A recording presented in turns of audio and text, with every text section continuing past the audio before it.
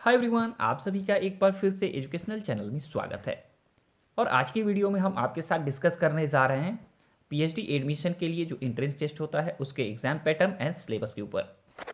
आप सभी को ऑलरेडी पता होगा कि पीएचडी के एडमिशन के लिए जो मिनिमम एलिजिबिलिटी है वो है या तो आप मास्टर कंप्लीट कर चुके हों या आप 4 ईयर के अंडर ग्रेजुएट प्रोग्राम कंप्लीट कर चुके हों। अगर आप मास्टर हैं तो जनरल कैटेगरी से हैं तो 55% मार्क्स आपका होना चाहिए, एंड अगर रिजर्व कैटेगरीज हैं तो 50% मार्क्स होना चाहिए, तब जाके आप आवेदन कर सकते हैं। एंड अगर 4 ईयर का आपने यूजी प्रोग्राम कंप्लीट किया हुआ है तो 75% अगर मार्क्स आपके पास है तो आप पीएचडी के लिए पात्र हैं, आप आवेदन कर सकते हैं।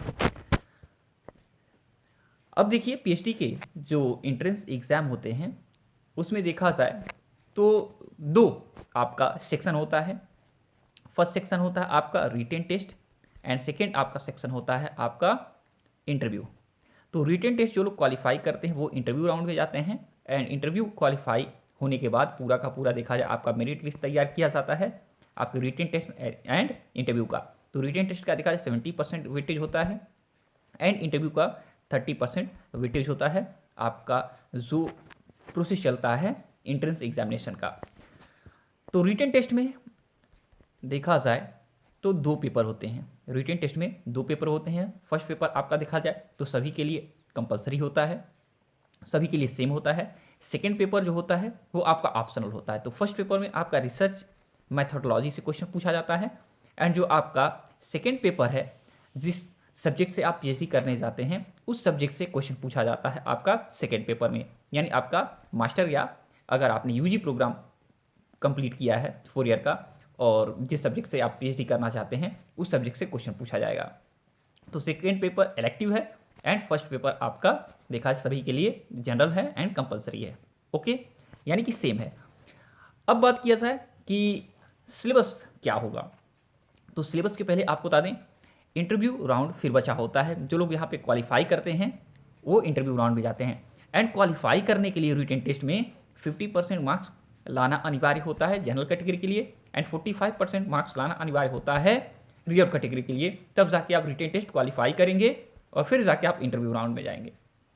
इंटरव्यू राउंड में आपसे देखा जाए रिसर्च के ऊपर ही क्वेश्चन पूछा जाता है, रिसर्च मेथोडोलॉजी से क्वेश्चन पूछा जाता है, रिसर्च टॉपिक से क्वेश्चन पूछा जाता है। यानी कि आपको यूनिवर्सिटी में सिनॉप्सिस तैयार करने के लिए कहा जाएगा कि ये सिनॉप्सिस आप लोग सबमिट करिए। इंटरव्यू राउंड में आप सिनॉप्सिस लेके जाएंगे। सिनॉप्सिस का मतलब हो गया है कि यानी आप जो शोध करेंगे उसका प्रस्तावित प्रारूप, ठीक है, और उससे क्वेश्चन ज़्यादातर पूछे जाते हैं इंटरव्यू राउंड में। तो ये हो गया आपका मिनिमम एलिजिबिलिटी और ये हो गया आपका टेस्ट का पैटर्न। अब आपको बता दें कि सिलेबस क्या रहेगा।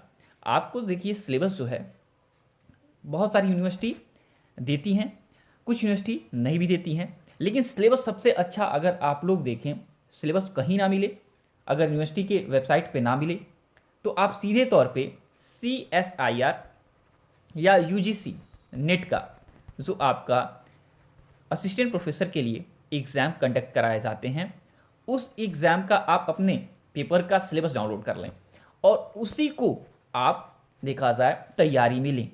100% बता रहे हैं कि उससे बाहर का कोई क्वेश्चन नहीं आएगा आपके टेस्ट में, ठीक है। तो ये रहा आपका पीएचडी के सिलेबस के बारे में कुछ इन्फॉर्मेशन, और ये आपका सिलेबस डिस्क्रिप्शन बॉक्स में हम अवेलेबल करा दे रहे हैं CSIR का और चाहे UGC का, ठीक है, आप डाउनलोड कर लीजिएगा। देखिए कुछ यूनिवर्सिटी में देखा जाए तो लॉजिकल रीजनिंग से क्वेश्चन पूछ लिए जाते हैं एक्स्ट्रा। मैक्सिमम यूनिवर्सिटी में आपको बता दें ऑब्जेक्टिव टाइप के ही क्वेश्चन पूछे जाते हैं। रेयर यूनिवर्सिटी है जहाँ पे देखा सब्जेक्टिव टाइप के क्वेश्चन पूछे जाते हैं, और 99% इंडिया में जितनी यूनिवर्सिटी है उसमें इंट्रेंस टेस्ट जब होता है तो उसमें ऑब्जेक्टिव टाइप यानी MCQ टाइप के क्वेश्चन पूछे जाते हैं। बहुत रेयर यूनिवर्सिटी है जिसमें सब्जेक्टिव टाइप के क्वेश्चन पूछे जाते हैं। ओके, तो इससे जुड़ा हो कोई भी आपको क्वेश्चन पूछना हो आप पूछ सकते हैं कमेंट बॉक्स में। और जब तक कि नेक्स्ट वीडियो नेक्स्ट अपडेट नहीं लाते हैं, thanks for watching educational channel, और आप सभी का दिन बहुत बहुत शुभ हो।